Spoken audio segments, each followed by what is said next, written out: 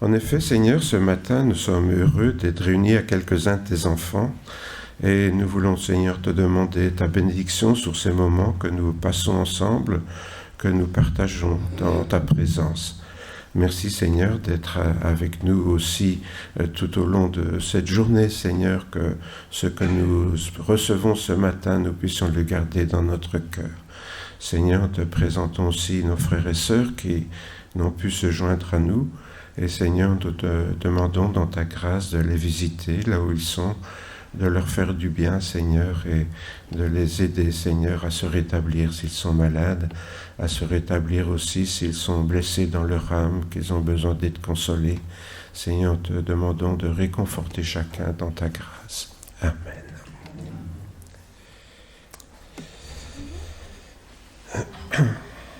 Sinon, nous en viendrons à notre méditation de ce matin, qui sera un petit peu particulière parce que j'ai songé que nous avons la rentrée des classes qui vient d'avoir lieu, un peu plus tôt que les autres années d'ailleurs.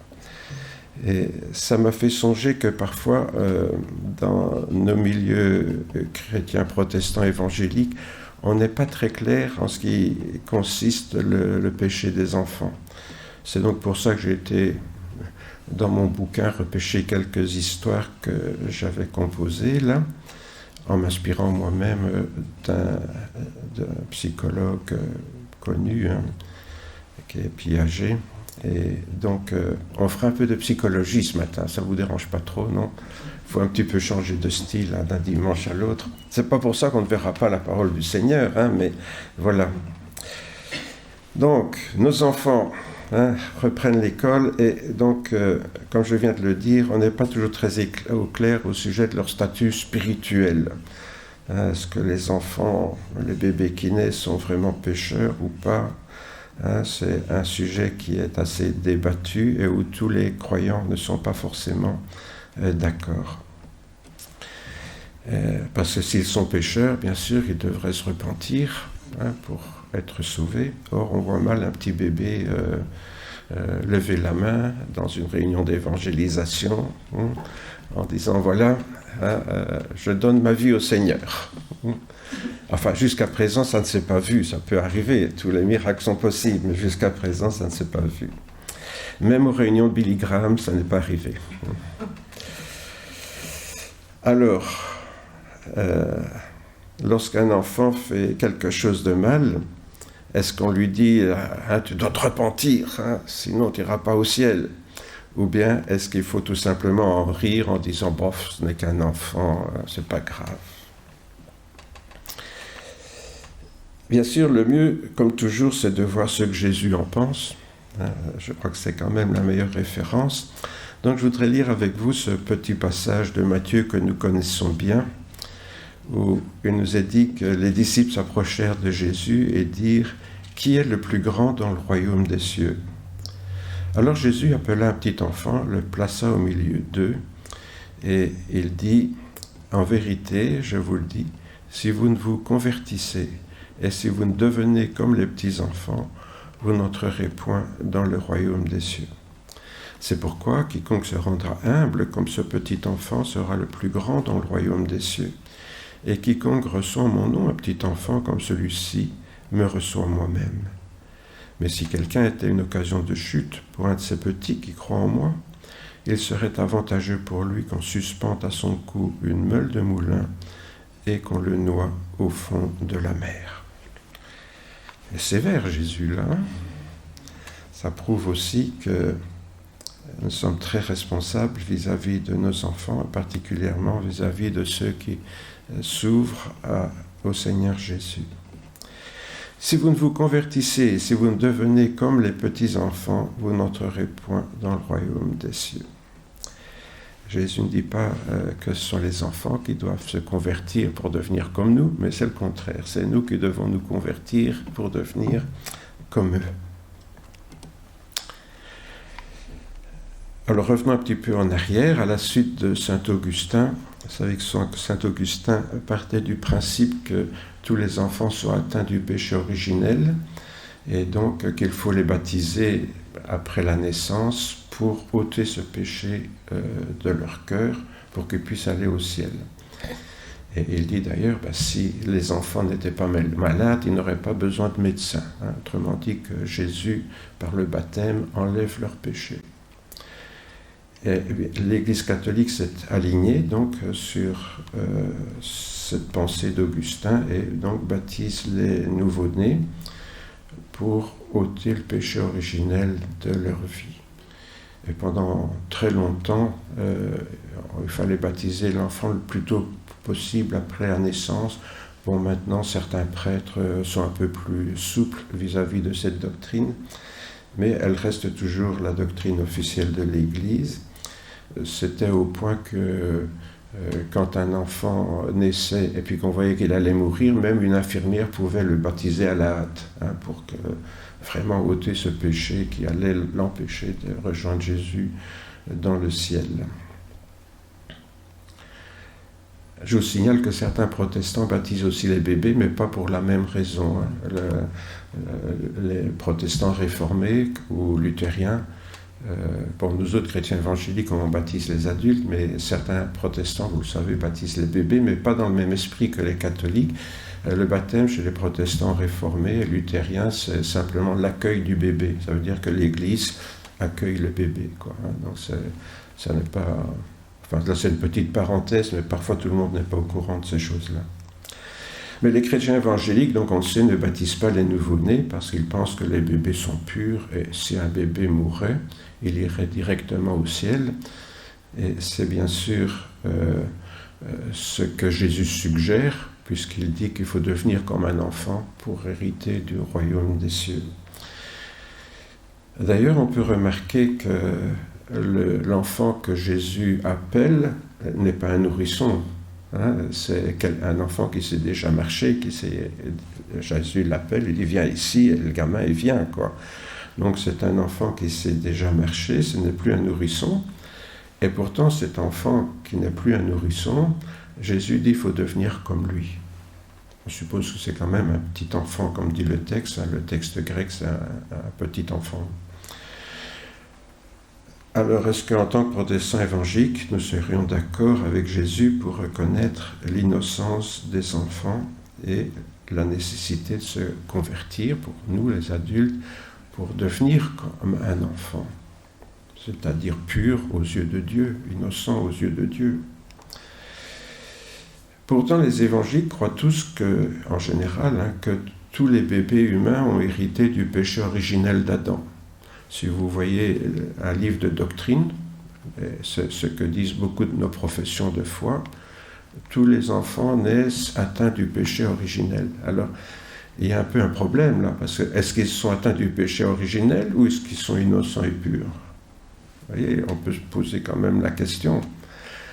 Et c'est là que je dis qu'on n'est pas toujours très au clair, nous autres chrétiens évangéliques, parce que d'un côté on dit, non, un enfant qui meurt, il est pur, il va près de Jésus. Et puis, on lit les professions de foi. Ah non, un enfant, il naît avec le péché originel. Donc, il est condamné et coupable. Et donc là, je crois qu'on vit une certaine contradiction ou un malaise dans nos assemblées. Dans l'Épître aux Romains, c'est le texte sur lequel on s'appuie pour dire que tout le monde n'est que le péché originel. Nous nous glorifions en Dieu par notre Seigneur Jésus-Christ, dit l'apôtre Paul, par qui maintenant nous avons obtenu la réconciliation. C'est pourquoi, de même que par un seul homme le péché est entré dans le monde, et par le péché la mort, et qu'ainsi la mort a passé sur tous les hommes parce que tous ont péché. Point de suspension, parce que Paul ne termine pas sa phrase. Donc ça, c'est un gros problème pour les théologiens. Paul commence une phrase, mais il ne la termine pas. Alors, qu'est-ce qu'il aurait dit? On n'en sait rien. On peut faire des tas de suppositions, on n'en sait rien. Toujours est-il qu'il dit, voilà, le péché est entré dans le monde par un seul homme, et avec lui, la mort est entrée dans le monde. Bon, d'accord,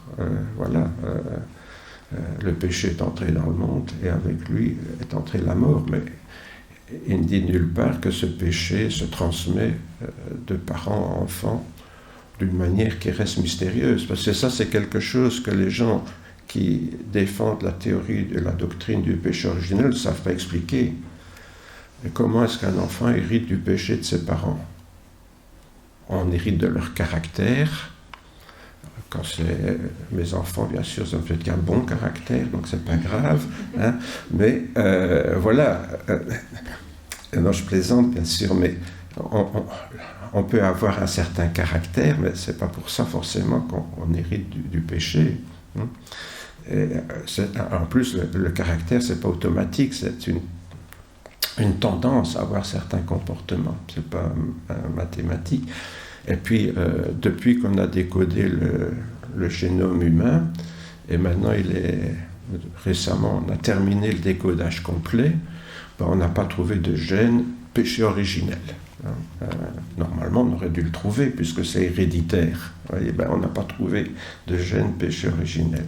Enfin, là, j'ai l'air d'ironiser un peu, mais c'est pour dire que on a dit, parce que saint Augustin pensait que ça se transmettait par le sang, hein, un peu comme les témoins de Jéhovah d'ailleurs. Hein. On ne peut pas faire transfusion de sang parce qu'on peut hériter du péché des autres, hein, parce que la vie est dans le sang, donc les péchés se transmettent par le sang. Mais cette image biblique est prise littéralement, déjà à l'époque de saint Augustin, donc pour lui il n'y avait pas de mystère, la transmission se faisait par le sang, mais aujourd'hui on a fait quand même quelques progrès en génétique et on sait que c'est pas comme ça que ça se passe. Mais alors si tous les nourrissons sont déjà pécheurs, pourquoi est-ce que Jésus voudrait qu'on devienne comme un enfant qui non seulement n'est plus un nourrisson, mais qui marche déjà? C'est encore pire ça, hein? Pourquoi je dis que c'est encore pire? Parce qu'on sait très bien qu'un enfant qui n'est plus un bébé, il a déjà fait pas mal de bêtises. Donc c'est donc semblable à un enfant qui a un minimum de 3 ans, que Jésus a appelé, à qui on doit devenir semblable, et qui manifestement est déjà pécheur. Si vous n'avez pas d'enfants, vous ne comprenez peut-être pas ce que je veux dire, mais ceux qui ont des enfants le savent très bien. Hein. On voit que très vite, un enfant, par exemple, va être jaloux de papa. Hein, il est dans les bras de maman, et si papa vient embrasser maman, l'enfant, allez, va-t'en, maman, c'est pour moi tout seul. Hein. Et si on veut le mettre au lit, il fait des crises de colère et il fait du chantage, et parce qu'il a remarqué très vite que le chantage, ça marche bien. Quand il pleure, tout le monde cède. Donc, impeccable, il a trouvé le moyen de faire du chantage. Il ne sait pas encore que ça s'appelle comme ça, mais il sait très bien en faire, vous voyez. Donc, voilà. Donc, on pourrait dire, tiens, alors cet enfant, effectivement, il est déjà pécheur. Et ça commence très tôt. Alors, un enfant pécheur ou pas pécheur? Vous voyez, on se trouve devant cette question-là. Oui, vous allez dire que parfois il a peut-être de bonnes raisons de faire du chantage, mais enfin ça c'est une petite remarque humoristique. Pour comprendre de quoi Jésus veut parler, donc il faut bien lire la fin du passage que nous venons de citer, et qu'ainsi la mort est passée sur tous les hommes parce que tous ont péché. D'accord, nous dit Paul. Le péché et la mort sont entrés dans le monde avec Adam. Mais si on est pécheur, ce n'est pas le péché d'Adam qu'on paye, c'est nos péchés qu'on paye. Parce que si nous sommes tous atteints par la mort, c'est parce que tous nous avons péché.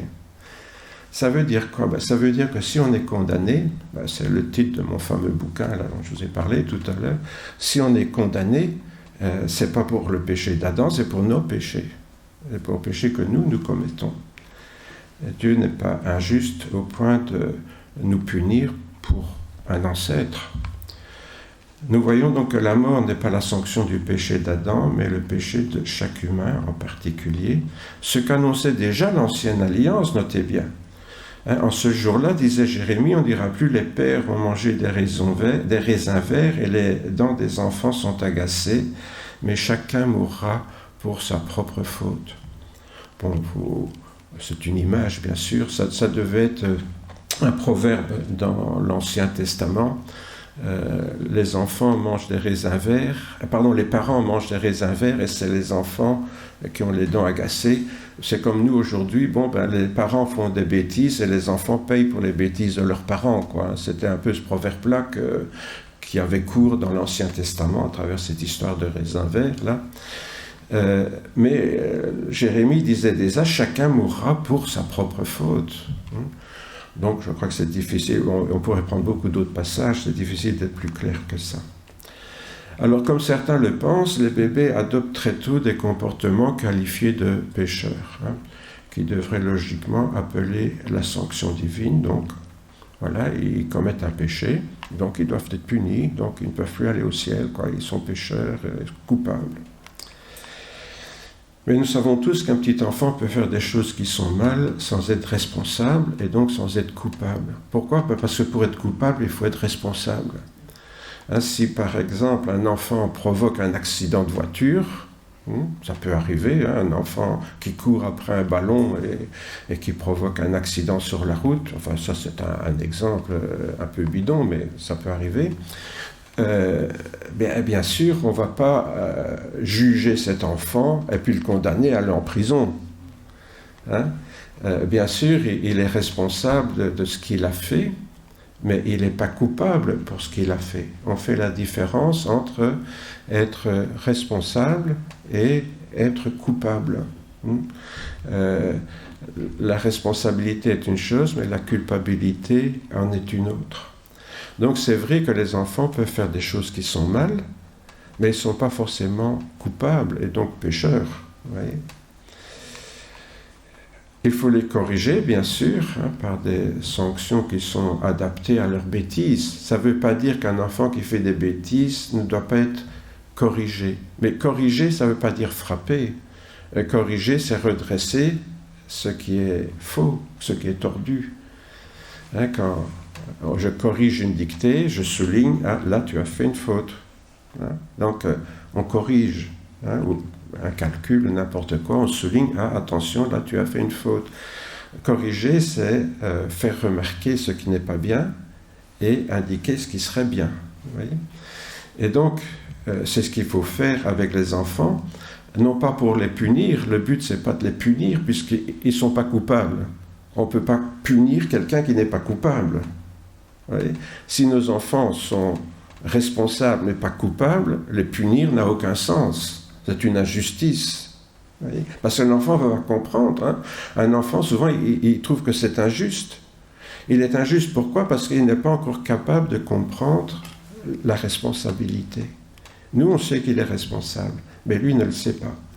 Et donc, punir n'a pas de sens. Ce qu'il faut, c'est corriger pour lui apprendre à assumer les conséquences quand il fait quelque chose de mal. Petit dessin, parfois un petit dessin vaut mieux qu'un grand discours. Vous savez que pour les enfants, un mur blanc, c'est une tentation irrésistible. Surtout s'ils ont des marqueurs entre les mains. Allez, on leur donne des petits papiers de 20 cm sur 30, là, mais qu'est-ce qu'on peut faire là-dessus quand on a un grand mur à sa disposition ? Donc, que font les enfants ?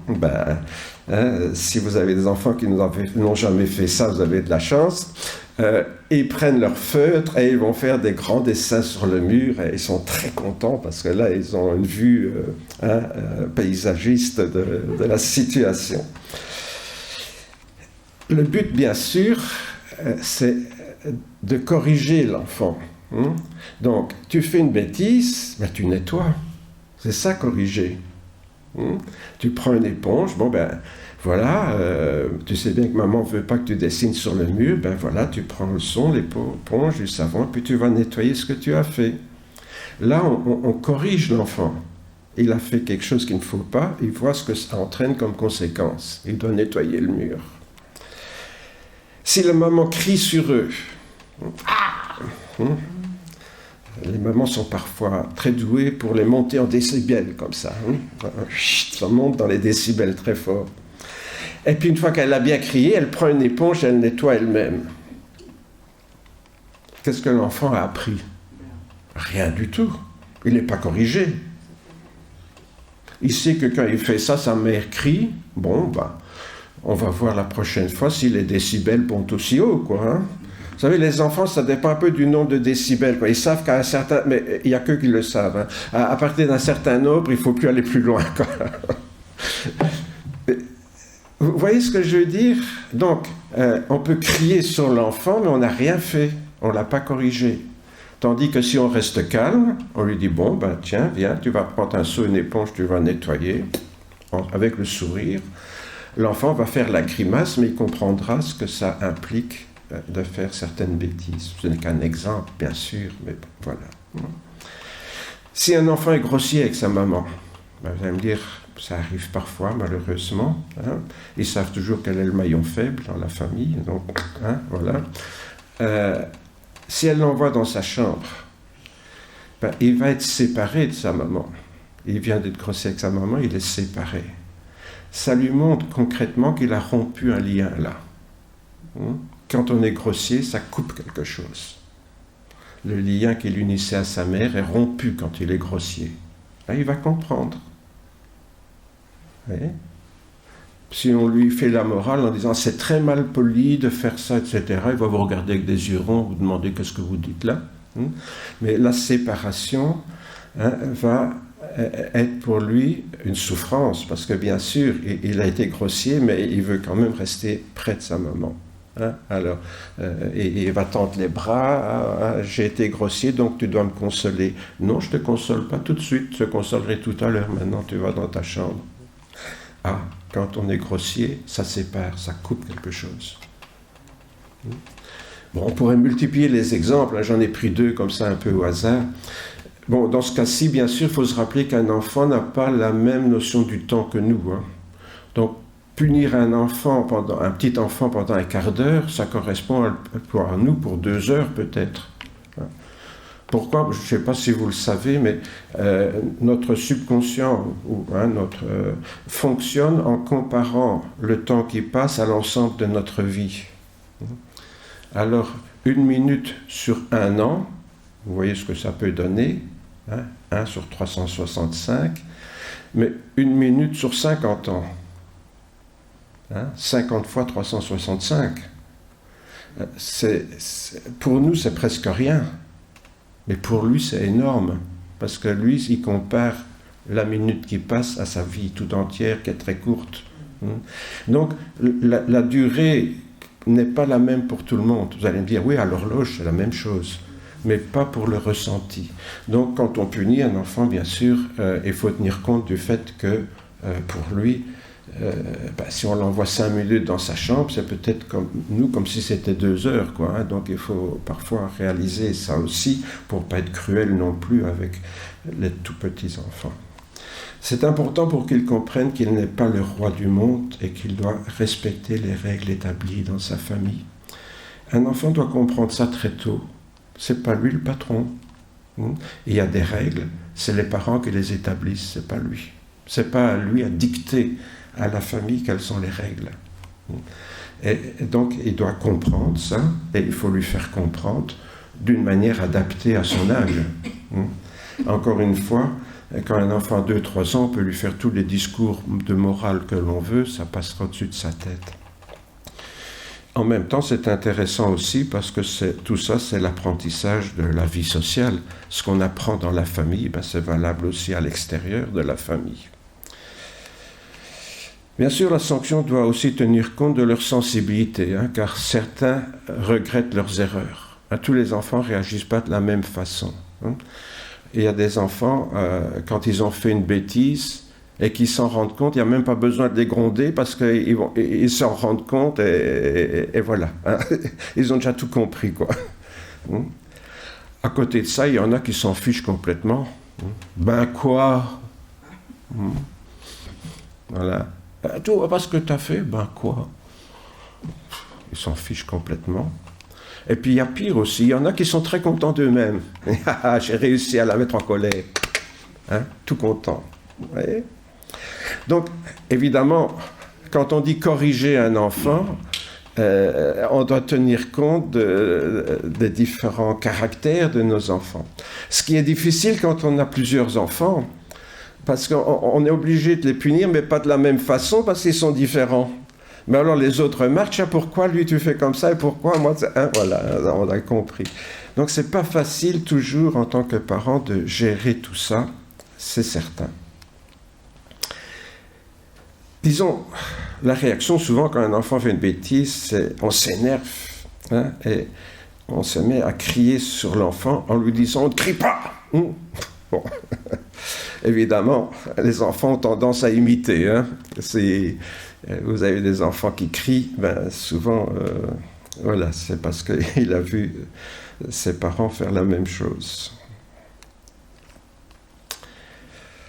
Certains parents aussi ont tendance à culpabiliser leurs enfants pour la moindre peccadille. Hein. Mange tes épinards, sinon Jésus va être triste. Vous voyez voilà. Alors, vous voyez, on se sert de Jésus comme moyen de pression sur nos enfants pour des trucs qui sont vraiment des bêtises, quoi. Pensez bien que si on ne mange pas ces épinards, Jésus s'en fiche complètement. Hein. Vous voyez ? Mais, ou bien l'enfant revient de l'école, hein, ah, t'as des mauvais points à calcul, tu crois que Jésus est fier de toi ? Voilà, ça, l'enfant est déjà un peu plus grand. Hein. Mais on reprend encore Jésus comme moyen de pression sur l'enfant. Alors, si vous voulez dégoûter vos enfants de la foi chrétienne, faites ça. Hein. Servez-vous de Jésus ou de Dieu tout le temps pour dire « Ouais, tu sais, moi je ne te vois pas, mais Dieu, il te voit. Hein. » Ah, Dieu, c'est qui ? C'est le KGB, là, avec ses jumelles. Il y a des micro-espions partout, hein, pour que Dieu m'espionne partout. Hein. Vous voyez l'image que l'on peut donner de Jésus ou de Dieu en voulant corriger nos enfants. Évidemment, c'est tout à fait absurde. Alors, je ne suis pas en train de dire, vous l'avez compris, qu'il ne faut pas sanctionner les fautes quand on veut conduire nos enfants à adopter de bons comportements. J'ai dit, mais il faut que ça soit une correction, que ça puisse avoir un effet positif sur la suite. Mais corriger, sanctionner une faute, ce n'est pas la même chose que condamner et punir. Vous voyez ? Corriger, sanctionner, le but, c'est que l'enfant tire une leçon de ce qui s'est passé. Punir, ben, c'est vraiment la suite d'une condamnation d'un acte coupable. Alors, quelle est la différence ? Ben, c'est que la condamnation implique, j'ai dit un mot tout à l'heure, qu'une personne est coupable. On ne condamne pas un innocent. Hein, ça ne se voit pas, enfin, sauf dans les dictatures, bien sûr, hein, mais normalement, dans un pays où une certaine justice qui fonctionne encore, ben, on ne condamne pas un innocent. Et pour être coupable, eh bien, il faut que la personne soit responsable. Même si une personne irresponsable commet un crime, hein, un handicapé mental, je ne sais pas, commet un crime, ou bien quelqu'un qui a une crise de paranoïa, ou je ne sais pas moi, hein, ben, cette personne, on va l'envoyer dans un institut pour être soignée, mais on ne va pas la mettre en prison. Pourquoi ? Ben, parce que au tribunal, on s'est rendu compte que cette personne n'est pas responsable de ses actes. Si elle n'est pas responsable de ses actes, on la considère pas comme coupable, donc on la condamne pas. Vous voyez ? Malheureusement, parfois, nous autres chrétiens, on fonctionne même pas comme ça avec nos enfants. On a des enfants qui sont petits, qui sont pas responsables de leurs actes, qui donc ne peuvent pas être coupables, et puis on les punit. Vous voyez où ça coince ? On va punir un enfant qui n'est pas coupable, parce qu'il n'est pas encore responsable de ses actes.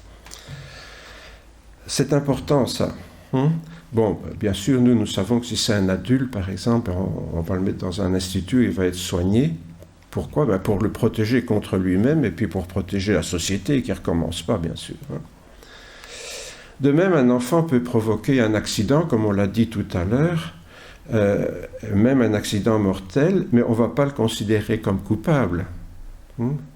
Pourquoi ? Ben parce qu'on sait qu'il n'est pas encore responsable. Par contre, on sait très bien que la justice des hommes ne se contente pas de ça. On va chercher la responsabilité des parents.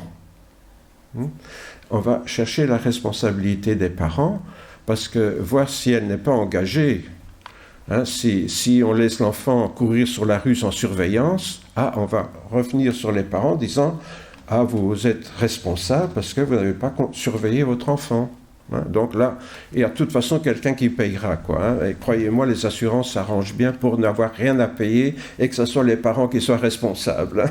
Mais voilà, donc on reporte alors la responsabilité sur quelqu'un d'autre dans la justice des hommes. Mais gardons l'idée pour un enfant. Hein. Si un enfant n'est pas responsable, il ne peut pas être coupable. S'il n'est pas coupable, il ne peut pas être condamné. C'est sans doute pour cela que Jésus considère comme innocent le petit enfant qu'il a appelé, alors qu'il a sans doute déjà fait des bêtises.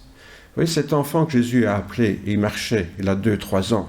Vous connaissez un enfant de 2-3 ans qui n'a jamais fait de bêtises, vous présentez-le-moi. Hein. Donc, il est peut-être même un peu plus âgé, on ne sait pas. Hein. La Bible ne dit pas l'âge. Hein. Bon. Mais c'est certainement un enfant qui a déjà fait des bêtises, et malgré tout, Jésus le considère comme innocent. En pratique, la culpabilité d'un enfant donc dépend du niveau atteint par son évolution psychologique. Parce que le problème alors, comme on vient de le voir, pour savoir s'il est coupable, la question c'est est-ce qu'il est responsable ? Hein, c'est ça finalement la question. Est-ce qu'il est dans un âge où il est responsable ? Et donc, c'est intéressant de voir l'évolution psychologique d'un enfant pour se demander à partir de quel âge cet enfant va être responsable de ses actes et qu'on pourra le punir alors. Vous voyez ? Parce qu'à partir du moment où il est à un âge où il est responsable, alors il est condamnable et il peut être puni. Donc, à partir de quel âge peut-on considérer un enfant comme responsable, et donc comme coupable, et donc comme pécheur ? Dans le judaïsme, c'est vers 12 ans qu'un garçon fait sa bar mitzvah et devient fils du commandement. Littéralement, donc, bar mitzvah, les mitzvot, c'est les commandements. Hein. Donc, un commandement, c'est un mitzvah. Hein. Donc, bar mitzvah, fils du commandement. Autrement dit, fils de la loi, si vous voulez. Ça veut dire qu'il est responsable vis-à-vis de la loi de Dieu. Autrement dit, donc, dans le judaïsme, un enfant est responsable vis-à-vis de la loi de Dieu que Moïse a donnée dans l'Ancien Testament à partir de 12 ans. C'était l'âge pour les garçons. Les filles, c'est 13 ans. Je n'ai jamais très bien compris pourquoi, parce que tout le monde sait que les filles évoluent plus vite que les garçons. Mais dans le judaïsme, qui est un peu macho, on considère l'inverse. Bon, enfin, voilà. Dans l'Église catholique, c'est à peu près au même âge que les enfants font leur communion solennelle et deviennent donc responsables vis-à-vis de leur union à Jésus. Et il y a cet engagement que maintenant l'enfant a donné sa vie à Jésus, ce que nous faisons au moment du baptême des adolescents ou des adultes, où on donne sa vie à Jésus, puisque au moment du baptême, dans l'Église catholique, ce sont les parrains, marraines ou les parents qui se sont engagés à la place des enfants à élever leurs enfants dans la foi catholique et romaine. C'est important. Donc, voilà. Donc, l'enfant, c'est aussi vers 12 ans dans l'Église romaine.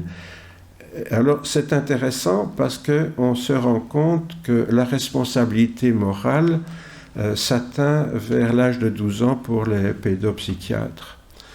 Donc même en psychologie, les pédiatres ont découvert que c'est aussi vers cet âge-là qu'un enfant devient moralement responsable, qui sait qu'il fait mal et qui sait ce que c'est que faire mal, autrement dit, qui sait se projeter dans l'autre pour ressentir ce qu'il a fait à l'autre.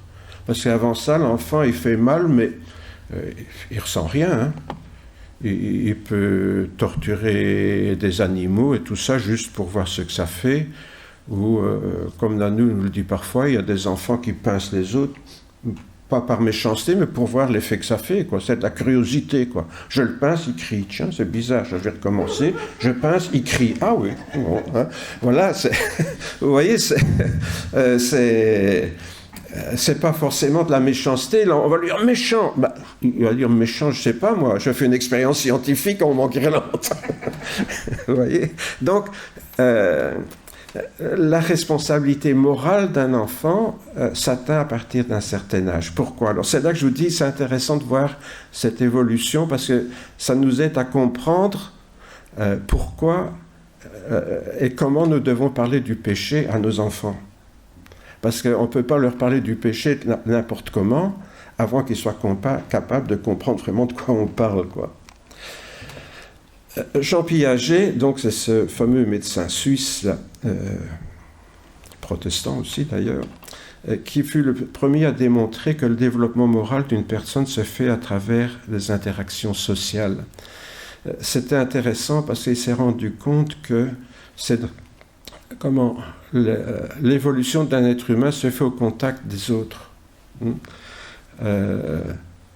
Autrement dit, c'est au contact des autres que le petit animal qui naît devient un être humain. Vous avez entendu parler peut-être de ces enfants qui ont été élevés par des animaux, par des loups ou par d'autres animaux. Ils sont très difficilement récupérables parce qu'ils n'ont pas été sociabilisés. Ouais.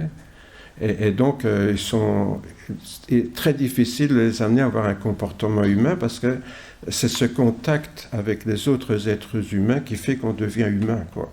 Sinon, on a tendance à rester animal. C'est important parce que alors tout dépend des humains qu'on fréquente, bien sûr. Alors, inspiré par ces travaux, je ne vais pas tellement parler de Piaget, mais plutôt de Kohlberg, là. Il a exploré l'évolution du jugement moral chez les enfants, les adolescents et les adultes.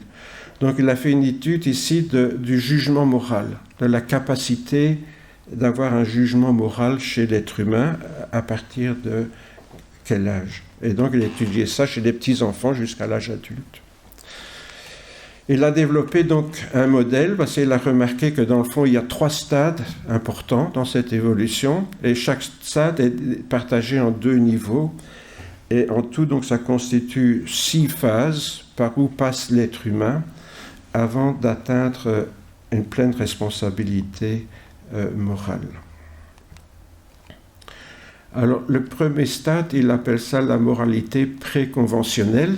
Préconventionnel, pourquoi? Parce qu'on vient de le dire, c'est dans nos relations avec le monde que se développe ce sens de la responsabilité morale.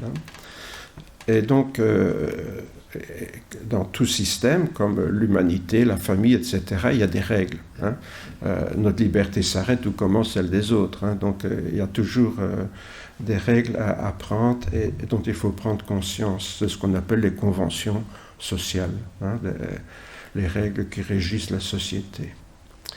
Eh bien, de 2-3 ans à 7-8 ans, bon, c'est pas le jour anniversaire, c'est élastique. L'enfant n'est pas vraiment conscient des conventions sociales, donc il n'en tient pas compte. Donc c'est important de se réaliser déjà en dessous de 7 ans, un enfant n'est pas vraiment conscient de ce que ça veut dire des règles sociales. Ça ne veut pas dire qu'on ne doit pas lui faire respecter un minimum, comme j'ai dit tout à l'heure, il fait des saletés, il nettoie, il est grossier, il va dans sa chambre pour qu'il comprenne que ça ne se fait pas. Mais ça ne veut pas dire pour autant qu'il est vraiment conscient des règles qui régissent le milieu familial ou la société. À ses yeux, en fait, à cet âge-là, une action est bonne ou mauvaise en fonction des conséquences pour lui-même. Et ça, c'est très important, on doit comprendre ça. Un enfant, c'est bon ou c'est mauvais en fonction des conséquences. Je fais des saletés, je dois nettoyer, ça, c'est pas bon. Donc, je dois éviter. Vous voyez? Alors, j'ai dit, il y a 2 niveaux. Je simplifie ici, parce que c'est beaucoup plus complexe que ça, mais on va simplifier. Premier niveau, la question qui se pose, c'est est-ce que je vais être puni si je fais ça? Voilà. Ça, c'est vraiment quand il est tout petit, 3-4 ans. Quand je fais ça, je suis puni. Si je ne suis pas puni, ça va. Si je suis puni, ça ne va pas. Vous voyez? Niveau un peu au-dessus, si je fais ça, est-ce que je vais être récompensé? Là, il y a déjà, on passe du négatif au positif. Vous voyez? Si je fais ça, est-ce que je suis récompensé? D'où l'importance d'encourager l'enfant quand il fait bien. Parce que c'est ce qu'il attend. Il n'attend pas seulement d'être puni quand il fait mal, il attend d'être encouragé quand il fait bien. C'est important pour son évolution morale aussi. À ce stade, bien sûr, la conduite de l'enfant est directement liée à l'autorité des parents ou des éducateurs s'il va à l'école. Chaque fois que les enfants disent « Ah non, pourquoi tu fais ça, ce n'est pas bien ?» ou bien chaque fois lui dit « Ah, c'est bien ce que tu as fait là, je te félicite. » Vous voyez, il attend ça. Hein, il est complètement dépendant de l'avis de ceux qui ont une autorité dans le système familial ou social. Le deuxième stade, c'est ce qu'on appelle la moralité conventionnelle. C'est entre 7 et 15 ans, donc préadolescent et adolescent bien mûr. Hein. L'enfant prend conscience des conventions sociales qu'il faut respecter. Autrement dit, il est bien conscient des règles qui fonctionnent et il va soit essayer ou les enfreindre. Hein. On sait que l'adolescence est fait pour enfreindre les règles. Hein. Mais enfreindre les règles, ça veut dire qu'on les connaît. Ces préoccupations centrales deviennent alors: que va-t-on penser de moi? Et en mûrissant un peu plus, et qu'est-ce qui se passerait si tout le monde faisait comme moi? Nous, on est déjà avec ça, avec un enfant de 2-3 ans. Mais vous voyez que c'est prématuré. Tenir un enfant, mais à dire à un enfant de 3 ans, mais qu'est-ce qui arriverait si tout le monde faisait comme toi? L'enfant, il n'est pas capable de comprendre ce langage-là. Il n'a pas encore un développement intellectuel et moral capable de comprendre cette logique-là. Parce qu'il ne ressent pas ça. Que va-t-on penser de moi? Et si tout le monde faisait comme moi? Les bons comportements sont ceux qui répondent donc aux attentes de ses semblables et qui contribuent à l'ordre social. Et les mauvais comportements, bien sûr, c'est d'enfreindre les lois sociales. Mais il peut prendre plaisir aussi à enfreindre les lois sociales. Hein. C'est ce qui explique que beaucoup de jeunes se conforment à l'opinion des autres, et surtout de ceux de leur âge, de la bande. Un adolescent, c'est l'opinion de la bande qui compte. L'opinion des professeurs ou de ses parents, à la limite, il n'en tient pas compte. Ce qui compte, c'est les règles qui ont cours dans la bande.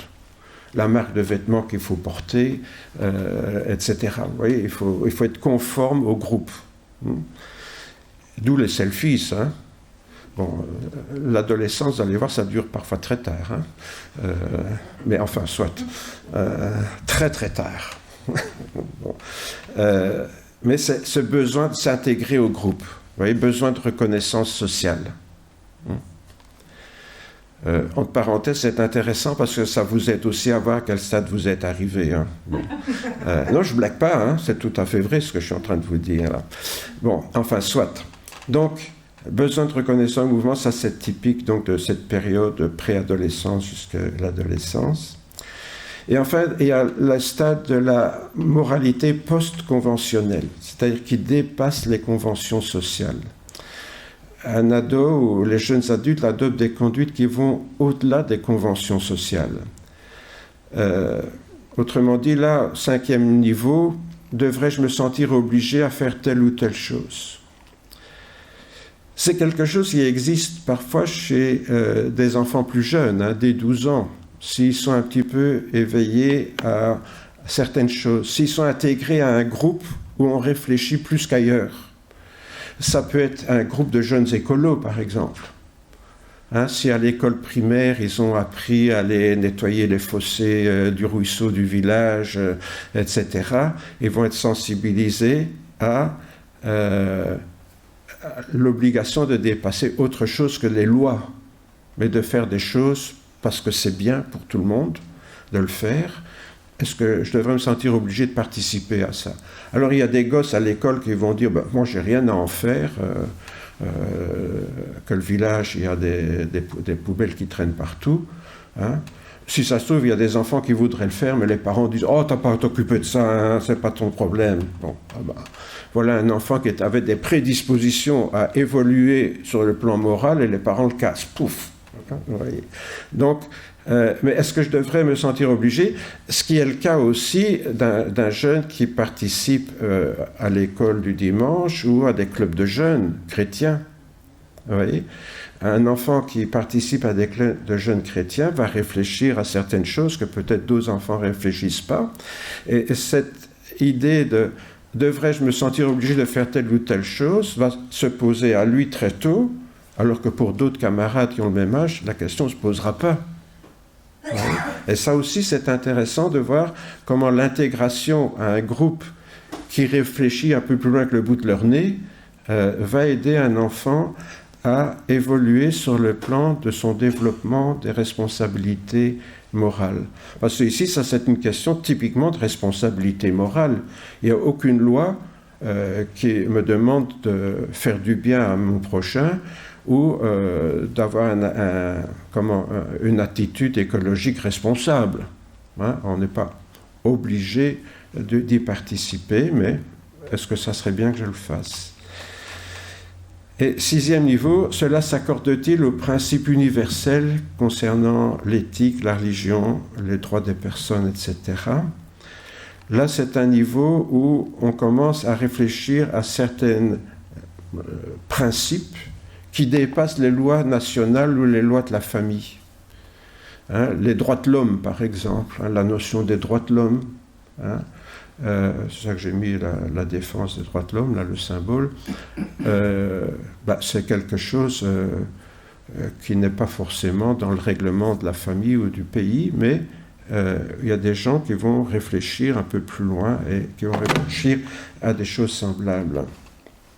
Alors, de telles préoccupations morales élevées se trouvent que dans l'esprit d'une minorité de gens, il faut le savoir, hein, peu importe leur âge. Et c'est ça qui est intéressant dans ces schémas, c'est qu'on voit qu'il y a certaines personnes qui ne vont jamais atteindre le 6e niveau, peut-être même pas le 5e. Vous voyez, tout le monde n'arrive pas à ce stade de moralité post-conventionnelle. Certaines personnes restent bloquées à la moralité conventionnelle. Je dois le faire parce que c'est la loi, donc je vais le faire. Et puis, si je veux rester intégré dans mon groupe, en vieillissant, c'est peut-être le groupe 3e âge où on va manger le gâteau au mou là, et boire une tasse de chocolat à la mairie. Voilà. Alors, je vais rester intégré avec mon groupe de petits vieux. D'accord, je dois respecter certaines règles. Vous voyez. À n'importe quel âge, on peut rester bloqué au stade conventionnel. Et peut-être même avant. Alors c'est intéressant parce que ces niveaux sont séquentiels. Ça veut dire qu'ils se développent par étapes successives. Hein, donc tout être humain commence forcément par le premier et termine par le dernier. Enfin, on a vu, tout le monde n'arrive pas au dernier, mais ça se suit comme ça. Alors ils sont généralement aussi irréversibles. Ça c'est intéressant parce que ça veut dire si on a atteint un certain niveau, c'est rare qu'on redescende à un autre. Parce qu'on est préoccupé par d'autres choses que le commun des mortels, donc c'est rare qu'on régresse. Et il est intégratif dans le sens où, quand on a atteint un certain niveau, on peut comprendre ceux qui sont en dessous, en principe, hein, puisqu'on y est soi-même passé, on peut les comprendre. Ils sont transculturels, ça aussi c'est important, c'est que ce qu'on vient de voir, ça n'a rien à voir avec la culture. Qu'on soit européen, africain, chinois ou sud-américain ou je ne sais pas, moi, ou esquimau, ça ne joue pas. Hein. C'est le même schéma chez tous les êtres humains. Et c'est là qu'on se rend compte que la sociabilisation est importante, hein, parce qu'on va généralement s'adapter aux préoccupations de notre milieu. Et enfin, ils sont contingentés, ça veut dire on peut avoir un niveau moral dans certains domaines et pas dans d'autres. On peut, par exemple, être très sensible à tout ce qui touche le droit des femmes, le viol des femmes par certaines personnes, etc., et avoir un niveau élevé à ce niveau-là. Et puis, sur le plan fiscal, n'avoir aucune moralité. Vous voyez, de dire, voler le fisc, de toute façon, c'est des voleurs, donc c'est pas voler. Vous voyez, donc, vous voyez ce que je veux dire, hein? On peut être à un bon niveau moral dans un domaine, mais pas du tout dans un autre. Donc ça aussi, c'est intéressant. Enfin ça, on le verra la semaine prochaine, au niveau du péché pour les adultes, parce que si c'est contingenté, je peux trouver que ça, c'est un péché, et puis avoir aucune moralité dans l'autre. Vous voyez, hein?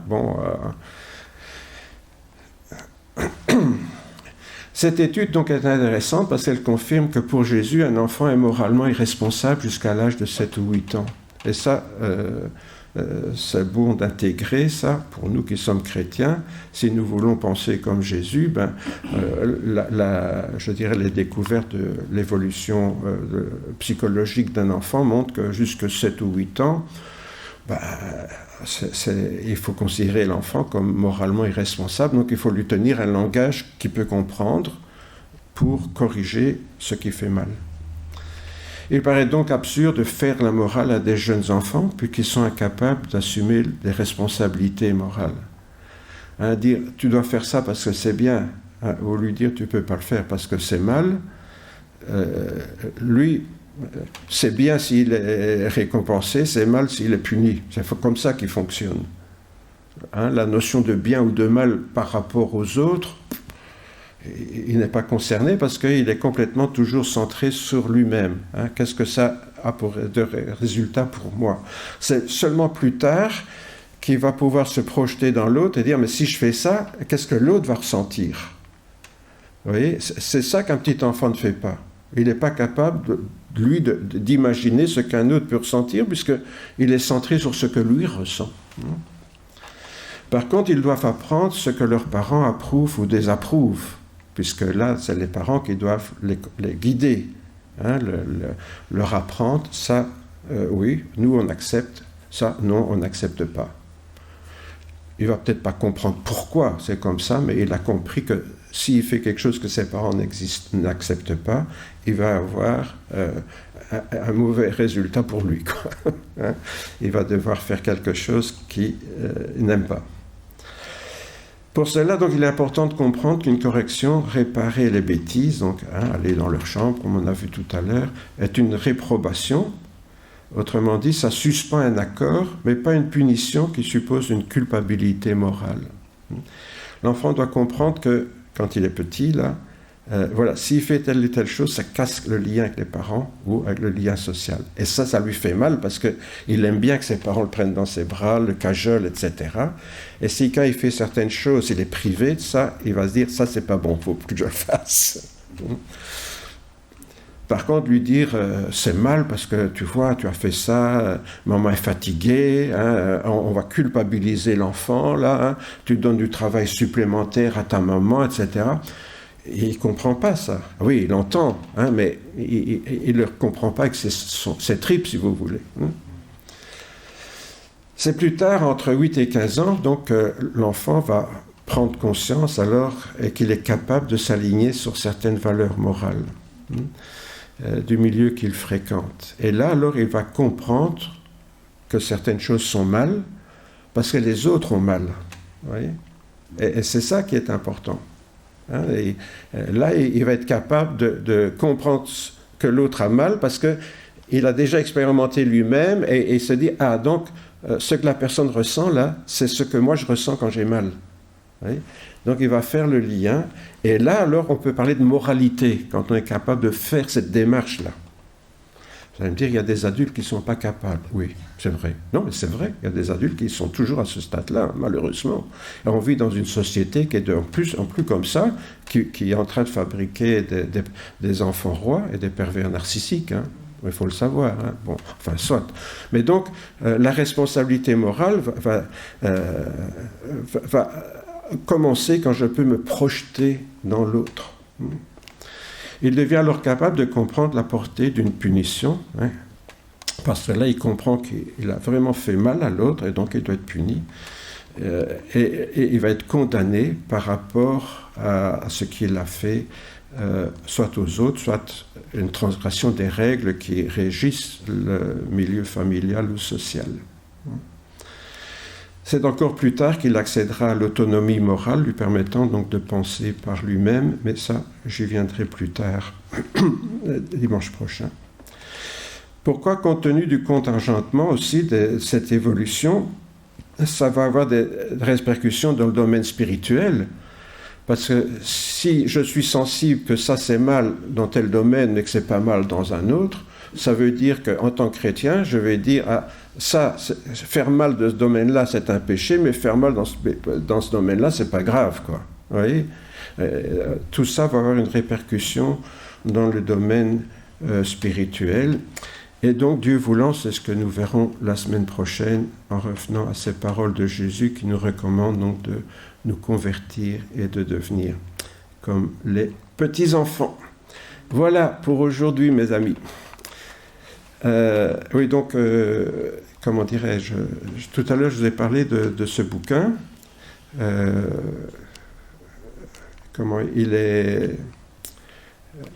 c'est le sommaire, si vous voulez. Vous voyez, il y a une première partie avec une vingtaine de chapitres, l'autre il y en a une quarantaine. Et c'est donc, qu'en est-il de l'innocence des jeunes enfants? C'est un des chapitres dans ce bouquin, dont je vous ai donné un petit digest, comme on dit en bon français, ce matin. Voilà. Bien, on va prier.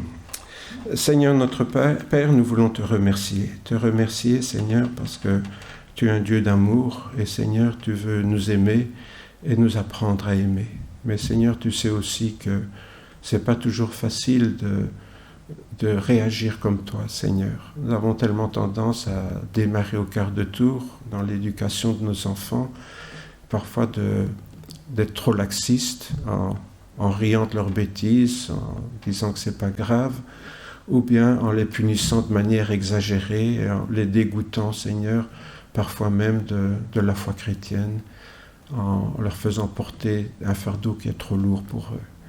Oui, Seigneur, te demandons cette grâce de pouvoir nous comporter de manière équilibrée, raisonnable dans l'éducation de nos enfants, et aussi, Seigneur, de pouvoir considérer tout ce que nous avons vu ce matin dans l'évolution, notre propre évolution, Seigneur, notre évolution morale, mais qui a aussi des répercussions dans notre évolution spirituelle. Seigneur, te demandons de nous aider à rester ouverts, Seigneur, afin qu'en toute chose nous puissions grandir avec toi et de pouvoir avoir ce comportement qui nous rende dignes de toi, Seigneur, comme tu le souhaites et comme c'est aussi notre désir. Seigneur, que ton Saint-Nom soit glorifié au travers de nos vies. Amen.